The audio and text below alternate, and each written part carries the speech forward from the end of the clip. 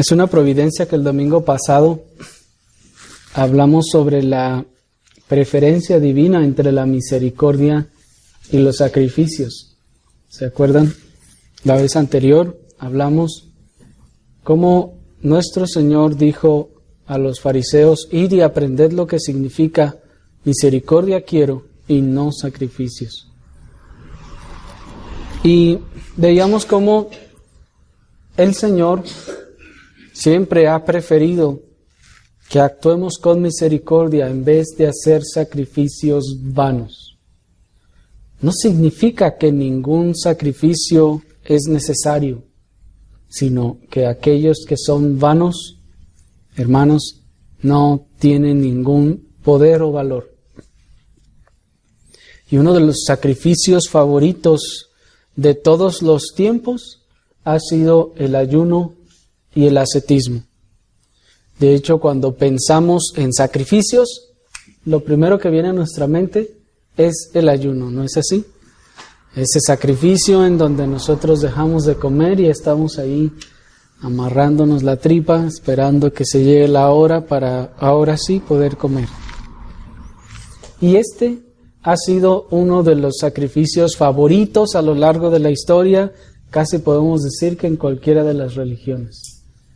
A lo largo de la historia hemos visto cómo aún el cristianismo o algunas formas de un supuesto cristianismo han tendido al ascetismo para llegar a situaciones insostenibles en la palabra de Dios, a prácticas legalistas como el ayuno o la autoflagelación, pensando o pretendiendo que esto servirá de alguna forma a su vida espiritual. La esfera mística que rodea estos sacrificios los vuelven muy atractivos para los que ponen su confianza en las obras, puesto que esa sensación de estar haciendo algo que la mayoría de los demás no hace, es atractiva para los que tienen su confianza en las obras, para los que piensan que entre más hago, soy mejor o alcanzo tal meta o incluso mi salvación misma. Este tipo de sacrificios, hermanos, son muy atractivos para ellos y en general es muy atractivo para el hombre religioso. ¿Quiere sentirse más espiritual, entre comillas? Entonces hace sacrificios. ¿Quiere sentirse más limpio, más puro o más santo? Hace sacrificios, y digo sacrificios entre comillas. En nuestro tiempo, el ayuno se ha convertido también en un tema muy polarizado precisamente por esto. Y es un tema muy polarizado aún entre los protestantes. En el ala que llamamos o se suele llamar un unitarista, que es predominantemente pentecostal, se adopta la postura ascética y rigurosa sobre el ayuno. En estos lugares se dice, sí, es obligatorio, es más que necesario, es obligatorio ayunar. Y entonces imponen una serie de circunstancias o regulan más bien el ayuno, ya que se convierte para ellos en parte tan importante o esencial de su culto personal, entonces han de regularlo. Y primero le imponen una frecuencia, también le imponen un modelo, le otorgan un valor, un efecto y premian también su cumplimiento. Cuando decimos que le imponen una frecuencia, nos referimos a que en este tipo de lugares donde se le da esta preeminencia al ayuno, entonces se le impone una frecuencia y se dice, aquí en esta iglesia que somos bien espirituales, vamos a ayunar todos una vez al mes, o a veces hasta más. En ciertos lugares el ayuno de una vez al mes es obligatorio para todos. Y a veces incluso incluidos los niños. Y entonces se convierte o se impone esta frecuencia como mínima. Y de allí, o partiendo de allí, entonces ya cada quien de manera personal puede continuar practicando estas cosas después que haya cumplido la frecuencia mínima, que en algunos casos, como les repito, viene a ser de un mes. Y bueno, ya para ciertos niveles dentro del liderazgo les dicen, bueno, para que pueda ser líder tiene que ayunar la vez al mes estándar para todos, más aparte otra vez, al menos una vez por semana. Acuérdese que los fariseos ayunaban 2 veces por semana, así que no estamos haciendo ni la mitad de lo que hacen ellos. Así que una vez por semana. Y ahí estábamos ayunando una vez por semana, ¿sí o no? En estos lugares también se impone el modelo. Esto es, sí, hay que ayunar con esta frecuencia, pero espérame, no va a ser el ayuno que se te ocurra, o no va a ser cualquier tipo de ayuno o forma de ayuno. Tiene que ser este ayuno. Esto es, de esta cantidad de tiempo y con estas características, no consumiendo ni la saliva que se pueda pasar. Pues cuanto menos tomando agua o algún otro, ingerir algún otro tipo de cosas. Y se dice, para que sea un ayuno correcto, tiene que ser de 24 horas. Y no tiene que, obviamente, comer ninguna comida y no tiene que beber ni una sola gota de agua. Y si la práctica que ustedes lleven a cabo es distinta, entonces no se considera ayuno. Dice, no valió. Oiga, pero es que ya no aguantaba y me faltaban 5 minutos para que se cumplieran las 24 horas y ya no aguanté, fui y comí algo. No, entonces ya no valió. De nada le sirvió esas 23 horas 55 minutos. De nada le sirvió. ¿Por qué? Porque se le da entonces un formato, un modelo al ayuno y se dice, así tiene que ser. Porque como decíamos al principio, se le da esta clase de valor. Además también le otorgan un valor y un efecto desmesurado. Esto es, dicen, el ayuno es bien importante. Alguien en una ocasión dijo, nosotros no andamos con esas cosas de que se ponen a estudiar hermenéutica, que se ponen a estudiar homilética, eso que ayunética y rodillética, dicen algunos. Con ayuno y oración, con eso es que se hace uno poderoso. Es una realidad, hermano. De hecho, eso es una frase que no me inventé yo, se la inventó alguien más, yo solo se las estoy repitiendo. Y bueno, enseguida entonces le dan un valor o un efecto desmesurado. De manera que dicen, entre más usted ayune, más santo va a ser, dicen. O entre más bien lo haga, entonces mayores efectos tendrá sobre su espiritualidad, dicen ellos. Vuelvo a las comillas. Y además, encima de todo, se premia su cumplimiento.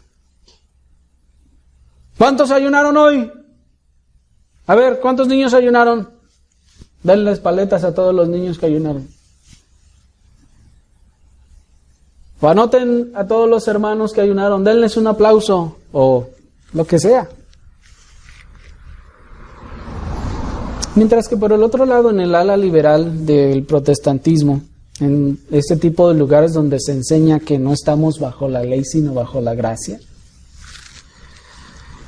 el ayuno sencillamente es eliminado de sus usos y costumbres porque lo consideran legalista y lo consideran que es algo del pasado. pues si su premisa, su máxima es que no estamos bajo la ley sino bajo la gracia, entonces pues ellos dicen, ¿para qué vamos a ayunar? Eso era del Antiguo Testamento. No, eso es del pasado. Como cierto predicador que muy desafortunadamente va a visitar nuestra ciudad próximamente, de esos predicadores falsos de la prosperidad, y ahí en su eslogan decía algo así como fuera de la ley, o sí, creo que decía fuera de la ley, una cosa así, dentro de la gracia, según él. Y dije, ¿qué? ¿Fuera de la ley? Y precisamente haciendo alusión a este tipo de personas que dicen, ya no estamos bajo la ley, ya estamos bajo la gracia. Hermanos, bueno, eso ya sabemos, ustedes ya saben que eso es antinomianismo, eso es antibíblico, la Escritura no enseña eso. Pero para hacer más complicado este asunto del ayuno, hermanos, los propósitos y las motivaciones de la práctica también son un objeto de controversia, son objeto de desvío, así como del abandono de esta práctica. Puesto que, ¿cuáles son las razones, se preguntan, para ayunar? No, pues yo creo que estas. El otro dice, no, eso está mal, debe ser esta otra. Y así sucesivamente se convierte entonces en un tema de controversia, en un tema de un desvío, puesto que entonces muchos empiezan a ayunar con motivaciones incorrectas, en donde sí, ciertamente, entonces el ayuno no sirvió de nada. Pues nuestro mismo Señor nos dijo, ya leímos la ocasión anterior en Isaías, cuando dijo, no ayunéis así como lo hacen este día. ¿De qué les sirve estar ustedes absteniéndose de comida cuando el ayuno que yo he pedido es que ustedes tengan misericordia del pobre? ¿Se acuerdan? Que ayuden al huérfano y a la viuda. Y bueno, en algunos casos, tomando este versículo, dicen otros, entonces eso significa que hay que olvidarnos del ayuno. El ayuno entonces ya no es para nosotros, porque allí está Dios diciendo que no quiere nada de eso. Pero bueno, la pregunta que ahora nos concierne es, ¿deben los cristianos ayunar? Y si es así, ¿cuándo? ¿O cómo? Y así, hermanos, veremos con la ayuda del Señor hoy el tiempo del ayuno. Nuestro tema hoy es el tiempo del ayuno. Y continuamos con nuestro estudio acerca de la vida de nuestro Señor, ahí en Mateo capítulo 9, versículo 14, en este caso. La ocasión anterior leímos el verso 13 que dice, id y aprended lo que significa misericordia quiero y no sacrificios, porque no he venido a llamar a justos sino a pecadores al arrepentimiento. E inmediatamente después, tanto Mateo como Marcos y como Lucas nos dicen el mismo suceso, nos narran el mismo suceso. Están en Mateo capítulo 9, versículo 14, dice, entonces vinieron a él los discípulos de Juan diciendo, ¿por qué nosotros y los fariseos ayunamos muchas veces y tus discípulos no ayunan? Jesús les dijo, ¿acaso pueden los que están de bodas tener luto entre tanto que el esposo está con ellos? Pero vendrán días cuando el esposo les será quitado y entonces ayunarán. Nadie pone remiendo de paño nuevo en vestido viejo, porque tal remiendo tira del vestido y se hace peor la rotura. Ni echan vino nuevo en odres viejos, de otra manera los odres se rompen y el vino se derrama. Y los odres se pierden, pero echan el vino nuevo en odres nuevos y lo uno y lo otro se conservan juntamente. Hasta ahí.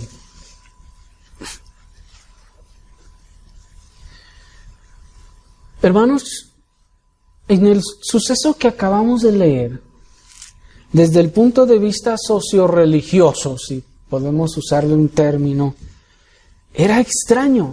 Esto es algo extraño lo que acabamos de leer. desde un punto de vista socio-religioso, pues vemos a los discípulos de Juan el Bautista preguntando a Jesús con ese tono inquisitivo y casi farisaico. Le hacen estas preguntas. Y entender, hermanos, las circunstancias que rodean a esta pregunta nos ayudarán a entender o a comprender claramente la respuesta que nuestro Señor Jesucristo les dio a ellos y a nosotros también, y nos van a ayudar a entender este asunto del ayuno. ¿Por qué decimos que desde el punto de vista socio-religioso esto es un caso raro? Bueno, en primer lugar, porque recuerden ustedes que nuestro Señor Jesucristo y Juan el Bautista no eran enemigos, no estaban en oposición. De hecho, saben ustedes que nuestro Señor Jesucristo fue a ser bautizado por Juan el Bautista y que Juan el Bautista dio testimonio y dijo: este es el Hijo de Dios. Y de allí es que incluso, al menos Simón y Andrés, su hermano, lo siguen a Jesús, dejando a Juan, y entonces van y continúan a seguir a Jesús. Y tanto Jesús como Juan el Bautista no eran enemigos, al contrario, digamos que eran como una clase de iglesias hermanas. Había una buena relación, había un entendimiento, digamos que general aceptable, en similitud, creían lo mismo y eran como hermanos, compartían en ese aspecto la misma base de fe y se distinguían o se diferenciaban de los fariseos, que como ustedes saben tenían unas posturas y unos puntos de vista completamente opuestos a la Escritura, y así el Señor se encuentra luego en oposición a los fariseos, de donde entonces se forman dos bandos, para que nos quede un poco más claro. Está el bando de los fariseos, de los saduceos, de los escribas y de todos esos, y está de la otra parte, en oposición, está nuestro Señor Jesucristo, sus seguidores, y Juan el Bautista y sus seguidores. ¿Me explico? De tal forma que el hecho de que lleguen los discípulos de Juan a cuestionar a Jesús sobre este asunto ya es un hecho raro, puesto que ambos tenían estaban del mismo lado, válgame la expresión. Y si ustedes notan el tono en el que los discípulos de Juan le hacen la pregunta a Jesús, es un tono que suena medio inquisitivo y da un aspecto, hay un sonido medio farisaico. Pues le preguntan: ¿por qué nosotros y los fariseos ayunamos muchas veces y tus discípulos no ayunan?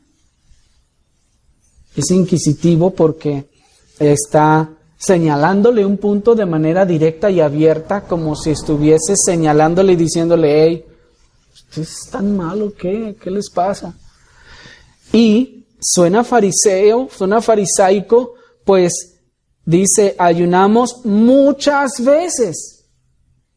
Y luego la comparación o el contraste que hace con los discípulos de todo a nada, eso suena muy farisaico. ¿Sí me explico? Pero ahorita vamos a ver por qué sucede todo esto. Pero, hermanos,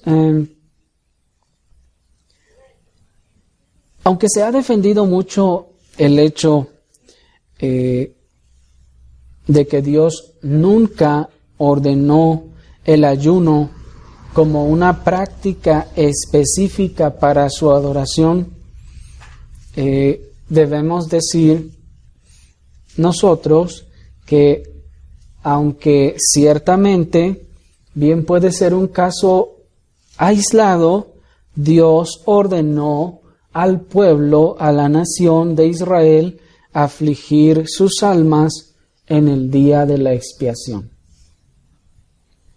¿Se acuerdan que lo leímos? el Señor manda dos cosas a hacer en el día de la expiación, ¿se acuerdan?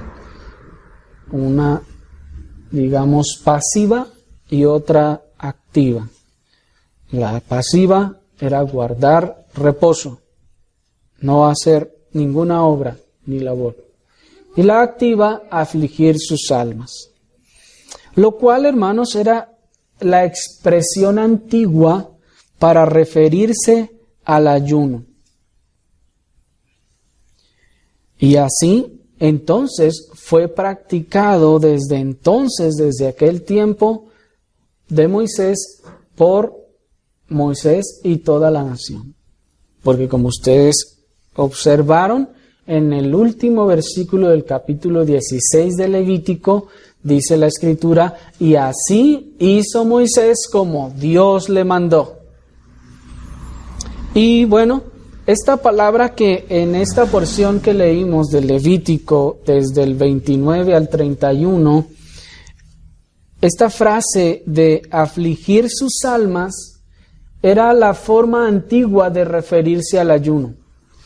En otras palabras, el Señor estaba mandando ayuno al día de la expiación. Y los que se oponen completamente al ayuno, diciendo que es algo que ya no se debe hacer o que es del Antiguo Testamento, que ya no nos toca a nosotros, tratan de decir que Dios nunca mandó el ayuno, diciendo, Dios jamás dijo, a ver, ¿dónde está que Dios haya mandado? ¡Ayunen!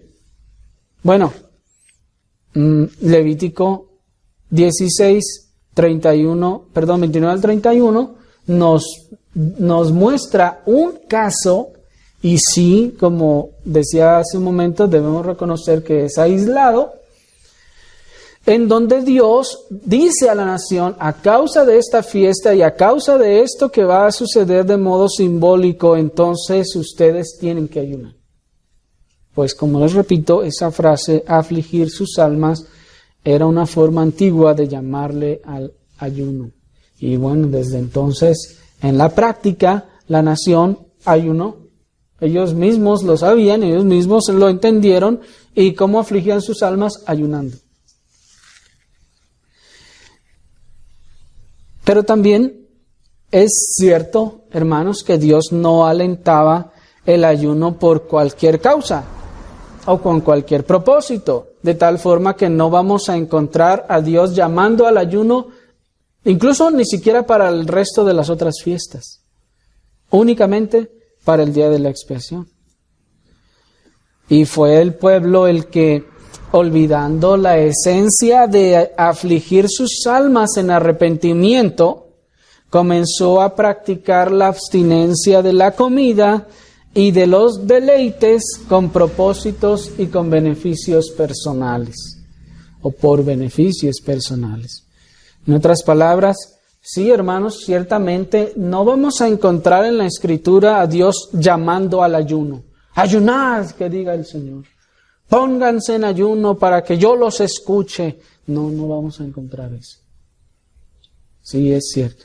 No vamos a encontrar a Dios tampoco solicitando ni alentando al pueblo al ayuno.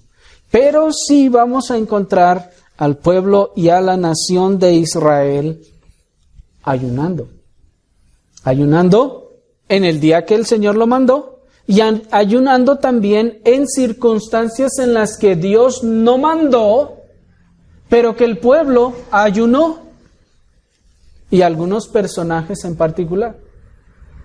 ¿Recuerdan ustedes, niños, se acuerdan de la reina Esther? Cuando iba a tener que hablar con el rey para ayudar a los judíos que se encontraban en problemas, ¿qué le dijo a Mardoqueo? Le dijo, hay que ayunar, vamos a decirle a todos que ayunemos. Y así vamos a encontrar otros casos en la Escritura donde encontramos a personajes en particular ayunando, a grupos o familias ayunando, o a toda la nación ayunando también. Pero volviendo a la pregunta de los discípulos de Juan.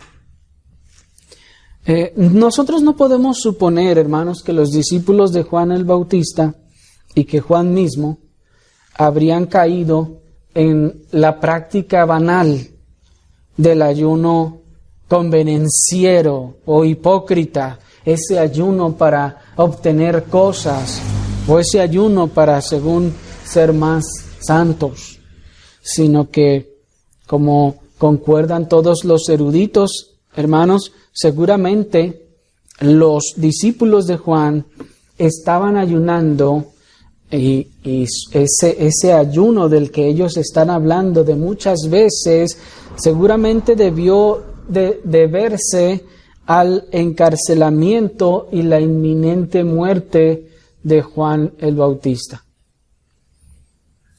En otras palabras, trato de dibujarles la escena. La mayoría o todos los comentaristas que consulté están de acuerdo en que para este momento Juan el Bautista ya había sido apresado. ¿Se acuerdan que Juan el Bautista había hablado contra el gobernante y le dijo: no te es lícito tener la mujer de tu hermano?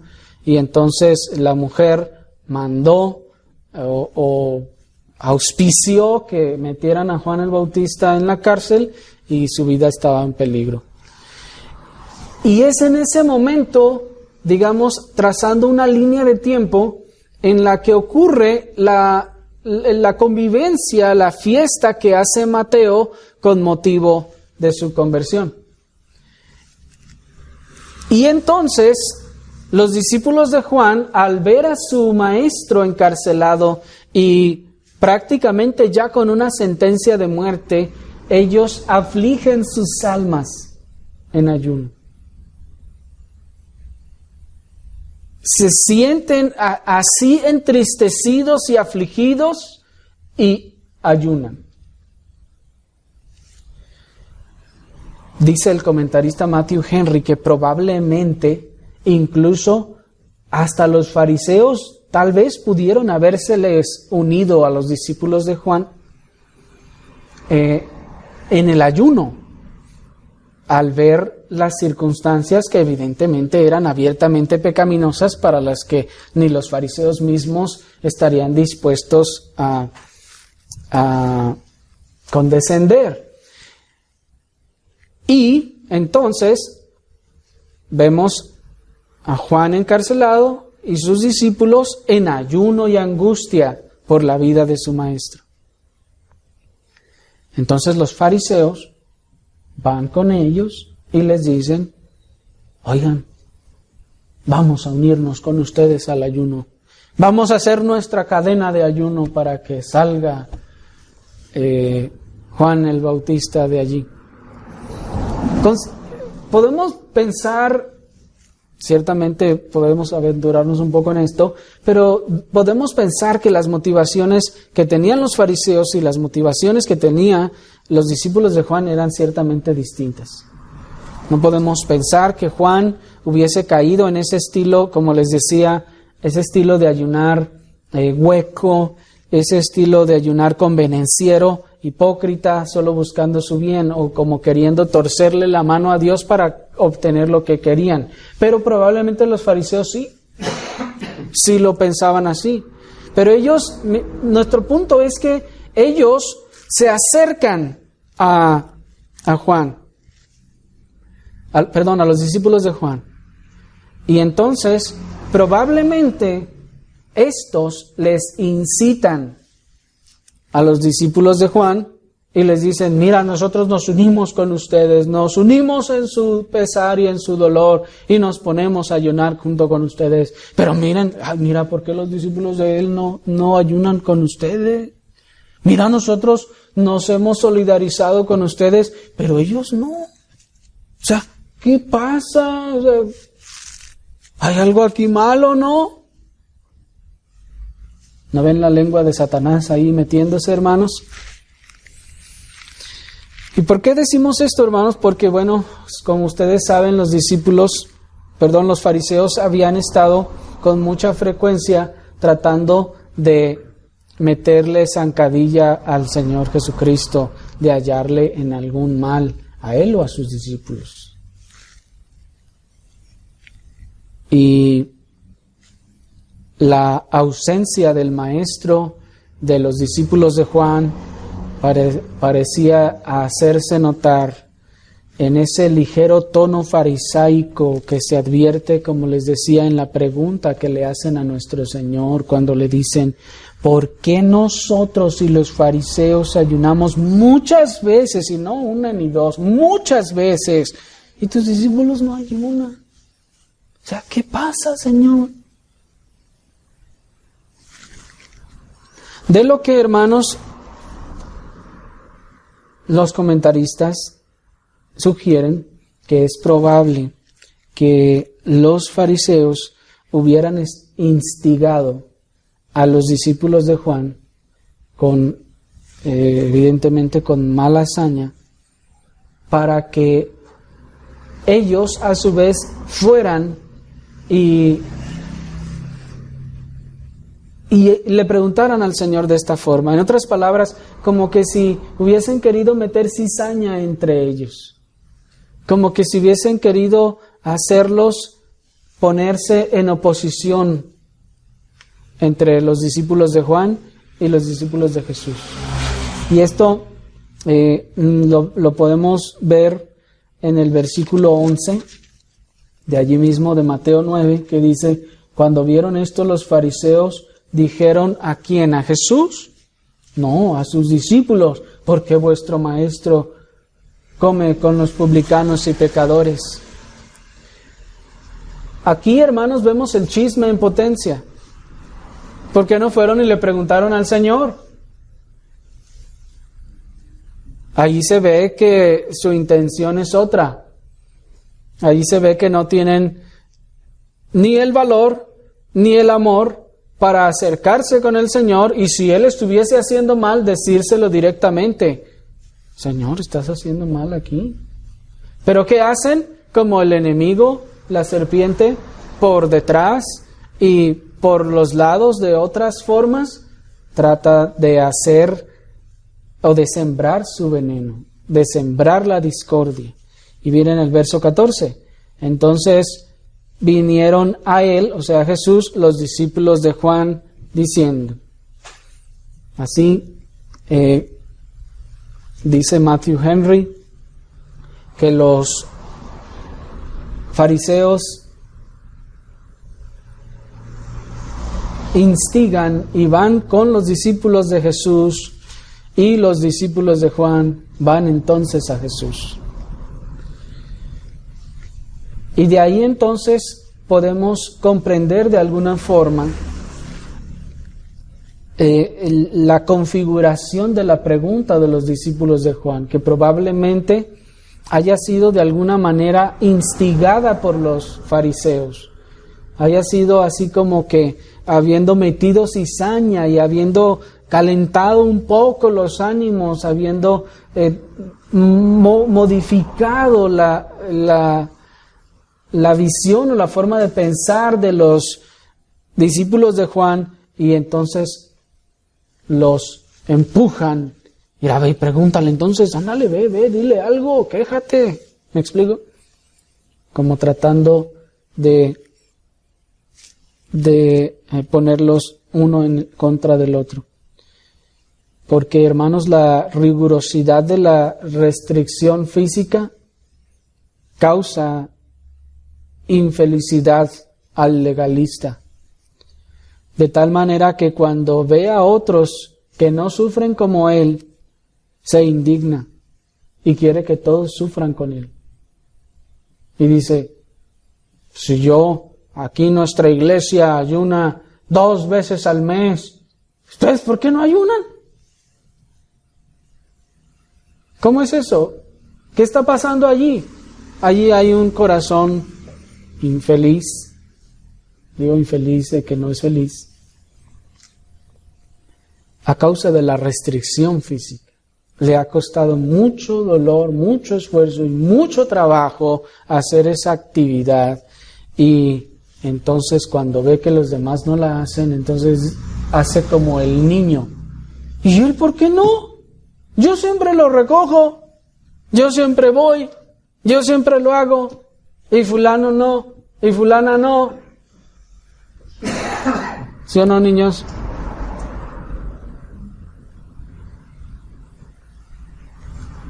Y así hace el legalista.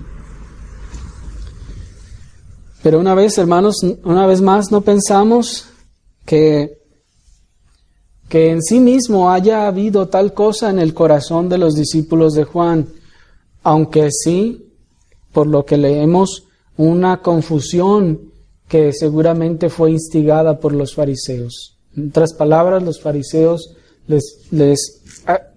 recuerden, su maestro ya no está. Su maestro está encarcelado, entonces los fariseos aprovechan la situación, les ven tal vez un poco desconcertados, ¿y ahora qué vamos a hacer? Y llegan y empiezan a sembrar la discordia. Entonces los empujan a ir al Señor a hacer esta clase de preguntas. Pero nuestro Señor, como era natural de Él, no cayó en la trampa de los fariseos. Y entonces responde a la inquietud de los discípulos de Juan, dando el lugar debido a su maestro, al maestro de los discípulos de Juan, y con su respuesta también dando su lugar a los discípulos suyos, a los discípulos de Jesús, y a la vez dando también su lugar a la práctica del ayuno en sí mismo. En otras palabras, ¿por qué decimos que estos hombres estaban tratando de instigar una contienda entre los discípulos de Juan y Jesús y sus discípulos?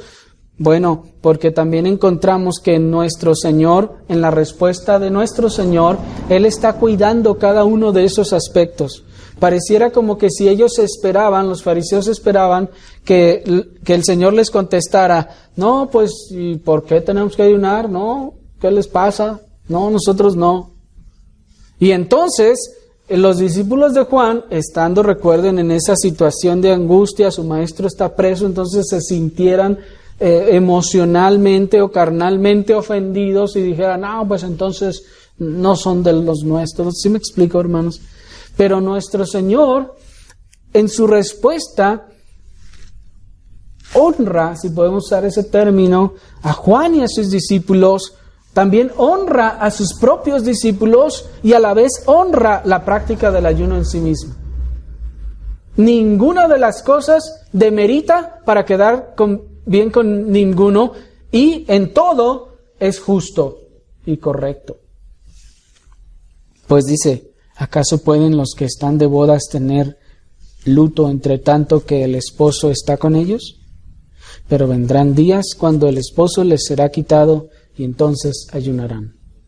Con esta respuesta el Señor está vindicando a Juan el Bautista y a sus discípulos, y también no está rebajando ni de ninguna forma a sus propios discípulos, sino los está vindicando también, y está vindicando también el ayuno. ¿Cómo? Bueno, la primera parábola que nuestro Señor les ofrece a los discípulos de Juan está basada, hermanos, en la práctica de las bodas civiles de Judá de aquel tiempo. Como ya hemos hablado brevemente en otras oportunidades, en aquel tiempo, recuerden ustedes que las bodas eran básicamente civiles. No había, por más que alguien haya querido fundamentarlo, no había bodas religiosas. Eran sencillamente esos acuerdos entre los padres, se pagaba el dote y entonces comenzaba unas fiestas previas a la unión final. Y en estas fiestas previas, tradicionalmente, el novio festejaba con sus amigos y la novia con sus amigas. Y entonces se llevaban a cabo distintas fiestas, recuerden el caso de Sansón, y en la última fiesta, pues ya terminaba o se concluían las fiestas y entonces ya se efectuaba la unión. En otras palabras, a partir de allí ya y se quedaban ellos dos juntos y comenzaban su vida como marido y mujer.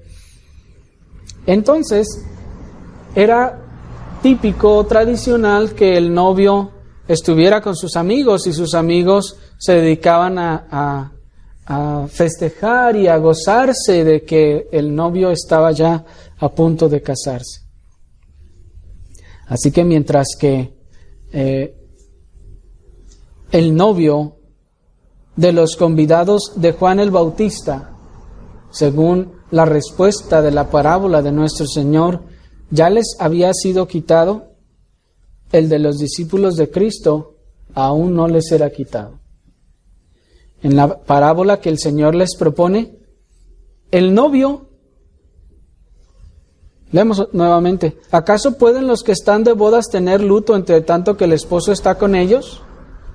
Y él está hablando de esos amigos del novio y les está diciendo, ¿pueden los amigos del novio ponerse de luto, tristes, ayunar? Porque ¿qué es el ayuno según Levítico 16? Es esa aflicción del alma, es afligir el alma, no es aguantarse el hambre. Ese no es el ayuno. ¿Me explico? Y entonces aquí también el Señor está vindicando la práctica misma del ayuno y está diciendo, imaginen, se supone que es de fiesta, ellos están para alegrarse con el novio y luego se van a poner a ayunar. Esto es, y luego se van a poner a afligirse el alma, van a ponerse de luto mientras que deben estar de fiesta. Dice el Señor, no. Y en su parábola, el novio, en este caso, para el caso de Jesús, es Jesús mismo. Porque les dice, pero vendrán días cuando el esposo les será quitado y entonces ayunarán. El esposo en este caso, en el caso de Jesús, es Jesús. Y los amigos del novio son los discípulos de Jesús. Pero hay otra boda en la propuesta que el Señor les está haciendo. Y es, en esta otra, el novio es Juan, el Bautista. Y sus discípulos son sus amigos. En donde el Señor les dice, bueno, ustedes están ayunando y están de luto porque el novio ya les fue quitado. ¿Sí? O sea, ustedes ya no está con ustedes, ya se efectuó la boda, ya no hay obligación de estar gozoso. Al contrario, están en angustia y ayunan. Y está bien, les dice, de manera implícita. Dice, pero estos otros, mis discípulos, porque la pregunta es, ¿por qué los discípulos tuyos no ayunan? Y dice el Señor, porque ellos todavía están de bodas. Porque el novio todavía está con ellos, porque yo todavía estoy con ellos. ¿Y cómo entonces van a afligir su alma ahora que deben estar gozosos? Pero llegará un día en el que el novio les será quitado y entonces, ahora sí, vendrá la angustia y vendrá la aflicción del alma. Y así pues, mientras que el novio de los convidados de Juan, el Bautista, ya les había sido quitado, el de los discípulos de Cristo todavía permanecía con ellos. Y entonces, no era congruente ayunar. El punto del Señor, hermanos, aquí es la incongruencia de una circunstancia gozosa con el ayuno. ¿Qué es el ayuno? ¿Aguantarse de comer, niños? No. Según leímos, el ayuno es afligir el alma, que comprende también, sí, la abstinencia de los alimentos y algunos de los deleites. Pero lo que el Señor les está diciendo aquí es, sea, si notan la incongruencia, les está diciendo el Señor. Si notan la incongruencia, o sea, es impropio que mientras están en una fiesta, alguien esté así, afligido. Es impropio, dice el Señor. No está diciendo que es pecaminoso, no está diciendo que está mal, o que, es decir, no lo está señalando como algo condenable, sino está diciendo que esto es incongruente con la situación. Y por eso es que vienen luego los otros dos ejemplos que les da. Nadie pone remiendo de paño nuevo en vestido viejo. Esto es incongruente, está diciendo el Señor, porque si lo hacen, tal remiendo tira del vestido y se hace peor la rotura. Eso es incongruente, eso no va. Y le dice, ni se echa vino nuevo en odres viejos, de otra manera los odres se rompen y el vino se derrama y los odres se pierden. O sea, está diciendo, es que es incongruente, esto no se puede hacer, es querer mezclar aceite con agua. No se puede, está diciendo el Señor. Y el punto, otra vez, aquí del Señor, no es si es correcto ayunar o no, si se debe ayunar o no. Su punto es, no es el tiempo. ¿Se dan cuenta? Y de manera implícita el Señor les está diciendo también, hay tiempo de ayunar y hay tiempo de estar gozosos. Y cuando es el tiempo de estar gozosos, no nos vamos a poner a ayunar y a afligir el alma. Y ese es otro de los errores de ese sistema de frecuencia de ayuno obligatorio, en donde independientemente de la situación o la circunstancia en la que pase tanto la iglesia como el creyente de manera individual, tiene que ayunar. Y ahí es donde el Señor expresa la incongruencia y dice, ¿quién pone un remiendo nuevo en un vestido viejo? O sea, si estás todo gozoso porque te acabas de casar y al siguiente día toca el ayuno de toda la bola, o sea, dice el Señor, esto no es congruente, ¿me explico? Ya que otra vez el ayuno no es aguantarse de comer. Es afligir el alma delante del Señor. ¿Por qué causas? Vamos a ver muy brevemente enseguida. No es nuestro propósito explicar todo el asunto del ayuno, solo el tiempo del ayuno. Por eso dijimos que queremos ver el tiempo del ayuno. En este caso, pues el Señor está diciendo, pero vendrán días. Esto es, ahora no es el tiempo, pero vendrá el tiempo. Y va a haber un tiempo en el que sí, yo les aseguro que van a ayunar. No se preocupen. No se preocupen ahora por ellos. No es que no creen en el ayuno, no es que están indispuestos con el ayuno, no es que no aguantan las horas de ayuno, no, lo que pasa es que no es el tiempo, se está diciendo el Señor. ¿Me explico? Los discípulos de Juan debían comprender que no era justo exigir a los que están gozosos y en celebración que terminaran con su gozo y se afligieran con ellos.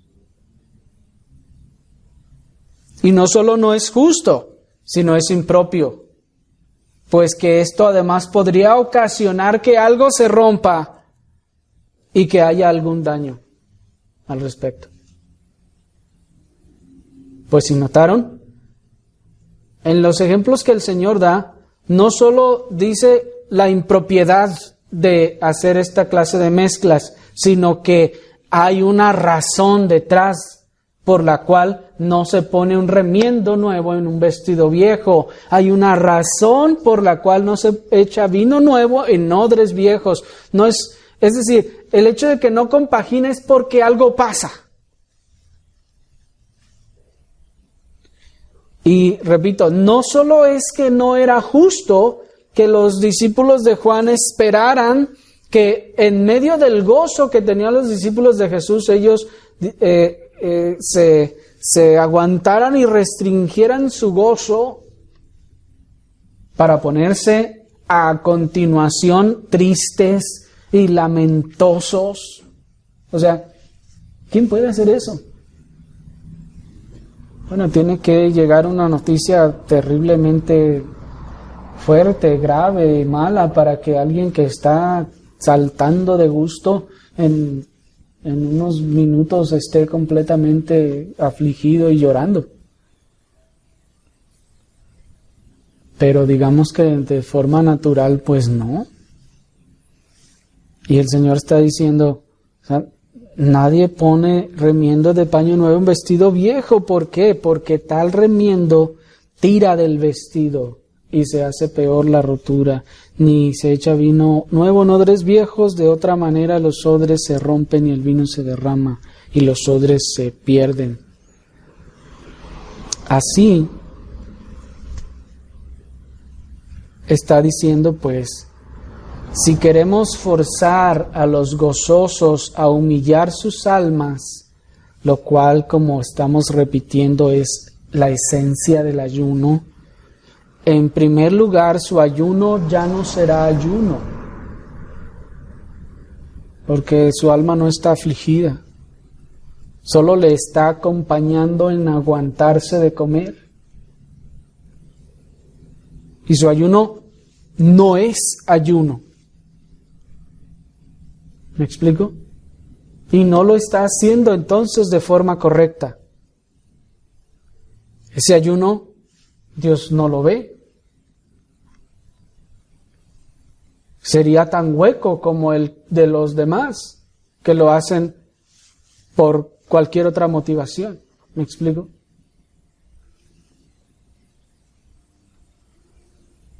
Y además, en segundo lugar, su gozo interno de los que están gozosos puede tirar de la aflicción de los otros y hacerles romper su ayuno y aflicción de espíritu, o hacerlos pecar.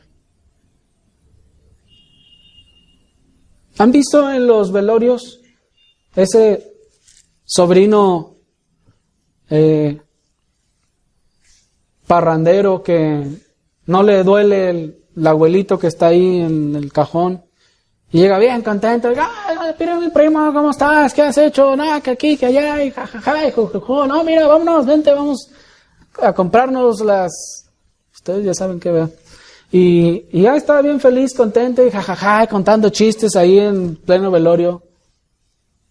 ¿Han visto eso? Ahí está el remiendo nuevo, tirando del vestido viejo. No solo no es compatible con la ocasión, con el tiempo, sino entonces está haciendo que los demás no guarden el luto. Y no estamos defendiendo la guarda del luto, eso es otro tema, sino el punto es que noten que esa persona no solo desorquesta, no solo no va, no es el tiempo, sino que además ocasiona que los otros se salgan de lo que estaban queriendo hacer.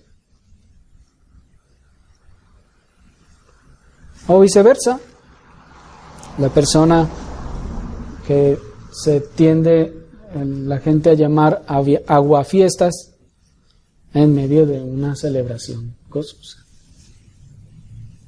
¿Me explico? No solo es impropio por sí mismo, sino también tira del vestido o se hincha como el vino de tal forma que hace que los odres se rompan.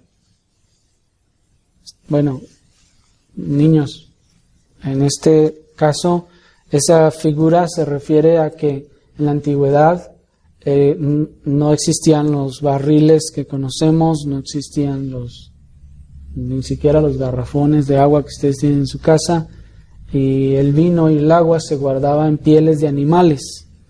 Se cocía la piel del animal y se hacía como una especie de morral, y ahí se contenía el agua y el vino. Se le llamaban odres a esos contenedores que se hacían, y ahí se echaba el vino, se cocía y se cerraba. Tenía que ser un odre nuevo de un animal casi recién matado, para que cuando, no sé si lo dije que eran de pieles de animales, tenía que ser nuevo porque el vino recién hecho, cuando empieza a fermentar, suelta gases, y esos gases empezarían a inflar la bolsa hasta que, si es un cuero viejo y duro, se revienta.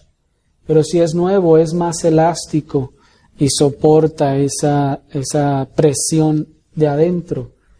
De ahí también viene esa frase de que tiene uno el cuero viejo o cuero duro, ¿cómo dicen así? Bueno, entonces era impropio que metieran un vino nuevo en un odre ya viejo, porque al soltar los gases, pues explotaba, se abría, se rompía, se rompe el odre, ya no sirve, y el vino se tira y tampoco sirve. Así el Señor lo que está diciendo es que los que están gozosos, ¿cómo van a ponerse a ayunar, cambiar sus emociones y sentimientos para afligir su alma? No lo van a lograr correctamente. Y al hacerlo o al intentarlo, podrán poner en peligro a aquellos que sí están afligidos, de que se ofendan al ver a ese que no está guardando el luto del abuelito en el cajón, y decir, nomás este irreverente, irresponsable, que no quería a mi abuelito, tan bueno que fue mi abuelita, y mira cómo se comporta en su funeral. ¿Sí me explico? Y le hace pecar, le hace perder su ayuno. ¿Me explico? Así aprendemos que el ayuno tiene un tiempo correspondiente a una disposición del corazón o del alma. Pues dice el Señor que ¿acaso pueden los que están de bodas tener luto? De donde el Señor está implicando que este ayuno tiene connotaciones luctuosas, aflictivas, y de un corazón, una disposición del corazón afligida y dolida o dolosa. Y aquí hallamos también que es pues entonces uno de los propósitos fundamentales del ayuno, esta aflicción del alma, afligirse. Esa disposición natural del corazón afligido, ya sea a causa del pecado, el pecado personal o el pecado nacional, esa disposición natural del corazón afligido a causa de la calamidad y el dolor. Ese es el espíritu y el escenario correcto para la aflicción del alma delante del que todo lo ve. De tal forma, hermanos, que el ayuno sí se puede convocar con tiempo y se puede animar a los hermanos a ayunar. Como una iglesia se pondría a ayunar previo a la elección de un pastor o de un diácono. Pero, hermanos, hay un corazón que debe estar afligido. No se trata de que andamos todos felices y contentos y entonces decimos, pues toca ayuno, bueno, pues nomás dejo de comer, pero yo me siento igual de contento y carnalón que todos los días. ¿Me explico? Eso ya no es ayuno. O sea, dejar de comer, nomás por dejar de comer, eso es malpasarse. Eso no es ayunar. ¿Me explico? Es el corazón, el alma afligida, como nos enseña el Levítico 16, lo que hace la esencia del ayuno, que trae consigo de la mano la abstinencia de los alimentos. Porque es algo muy natural. Cuando ustedes están muy afligidos, viene una aflicción a su vida, no es natural que uno no siente apetito. Precisamente, hermanos, es así de natural para el creyente el ayuno cuando es afligido de ver su propio pecado. Se aflige en gran manera y dice, ¡qué miserable soy! Y se despierta con esa angustia y no siente grandes impulsos de comer. Ese es un momento, un tiempo para el ayuno. Cuando se aflige de su propio pecado, cuando se aflige del pecado nacional o de la iglesia también tal vez. Está afligido, acongojado, cargado en el espíritu. Ese es el tiempo del ayuno. O también cuando hay un mal grande, ya sea personal o familiar, eclesiástico o nacional, como este mal grande que estamos empezando a experimentar, hermanos, con el crecimiento de la inseguridad en nuestra ciudad. Es un buen tiempo para el ayuno.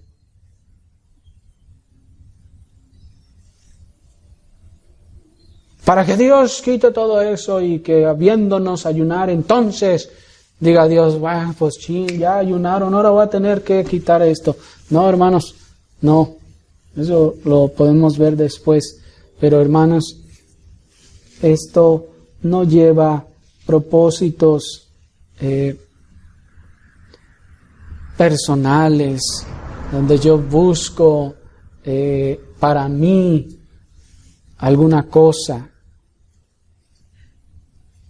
En todo caso es para que, humillada nuestra alma y nuestro espíritu, andemos en total y completa dependencia de Dios, de su gracia, de su espíritu, y sin ninguna fuerza nuestra.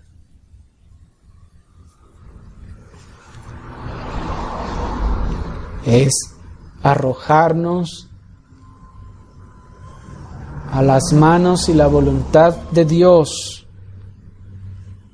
en una completa dependencia de su poder y de su voluntad. Ahí está el tiempo del ayuno. Así, cuando nos es quitado el esposo a causa del pecado, es tiempo del ayuno. Usted siente su vida como seca, como que ya no siente ese vigor, ese gozo, esa vitalidad del espíritu que sentía. Tal vez el esposo le ha sido quitado, y no estoy diciendo que entonces el espíritu nos abandona, no, el Señor nos hace sentir soledad, su lejanía. Ese es el tiempo para el ayuno. Cuando el dolor y la angustia vienen, es tiempo para los odres viejos, para los vestidos de cilicio y de ceniza. Pero aún así, dice el Señor en Mateo capítulo 6, versículos 16 al 18, cuando ayunéis, no seáis austeros como los hipócritas, porque ellos demudan sus rostros para mostrar a los hombres que ayunan. De cierto os digo que ya tienen su recompensa. Pero tú, cuando ayunes, unge tu cabeza y lava tu rostro para no mostrar a los hombres que ayunas, sino a tu Padre que está en secreto. Y tu Padre que ve en secreto te recompensará en público. Noten que no dice, responderá a tu plegaria y tu necesidad, te oirá y entonces te concederá. No, dice, tu Dios que te ve. El ayuno, pues, no es para pedir algo en sí mismo, sino es esa forma de mostrar la aflicción del alma y del espíritu delante de Dios. Y Él lo ve. Pero tampoco, pues, significa que vamos a andar con la cara larga todo el día para que alguien diga, como aquellos que valoran la frecuencia y la cantidad del ayuno, digan, ay, mira qué santo espiritual está ayunando. ¿Me explico? Y en este caso estas indicaciones que el Señor nos da son precisamente en base a ese con motivo de aquellos que le dan ese valor al ayuno como para decir, ah, mira qué importante es esa persona que está ayunando. ¿Me explico? Así pues, hermanos, hay tiempo de llorar y tiempo de reír. Hay tiempo de gozarse y también hay tiempo de ayunar. Oremos, hermanos, al Señor.